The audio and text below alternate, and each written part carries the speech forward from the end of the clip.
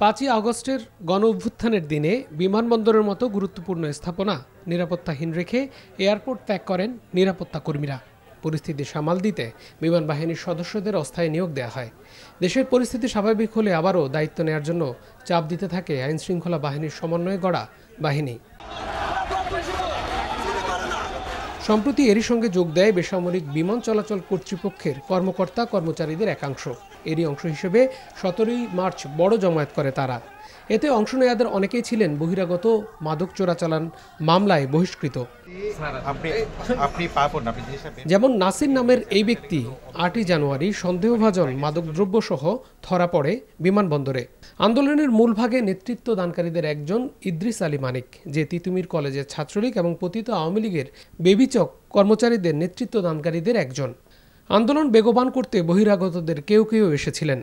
অপ্রয়োজনীয় নির্মাণে ঠিকাদারি চুক্তি বাতিল হওয়াদের অনেকের গাড়ি চালক ও ব্যক্তিরাও আছেন এই আন্দোলনে।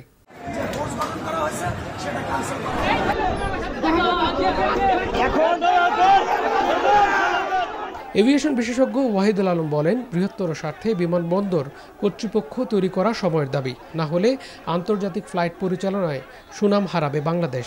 এটার সাথে কিন্তু অনেকগুলো বিভাগ, অনেকগুলো ইউনিট জড়িত আছে, অনেকগুলো এজেন্সি জড়িত আছে এবং প্রত্যেকটা এজেন্সির একটা সমন্বয় দরকার। এই সমন্বয় ছাড়া কিন্তু এয়ারপোর্ট কার্যক্রম পরিচালনা করতে অত্যন্ত দুরূহ কাজ।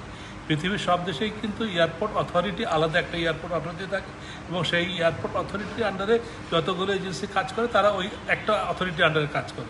বাট আমাদের এখানে ইউনিক সিচুয়েশন ইজ দ্যাট আমাদের এয়ারপোর্টটা run by civil aviation authority এবং তার আন্ডারে প্রায় 22টা থেকে 25টা এজেন্সি কাজ করে এবং এই 25টা এজেন্সি প্রত্যেকেই কিন্তু তাদের নিজস্ব বাহিনীর কাছে বা নিজস্ব কর্তৃপক্ষের কাছে তারা দায়বদ্ধ থাকে। বিমানবন্দর কর্তৃপক্ষের কাছে তাদের কোনো দায়বদ্ধতা নাই। 5ই আগস্টের পর বিমানের শৃঙ্খলা ফেরাতে কঠোর পদক্ষেপ নেওয়ার আহ্বান জানান এই বিশেষজ্ঞ। Niamul Aziz Sadek, NTV news, Dhaka.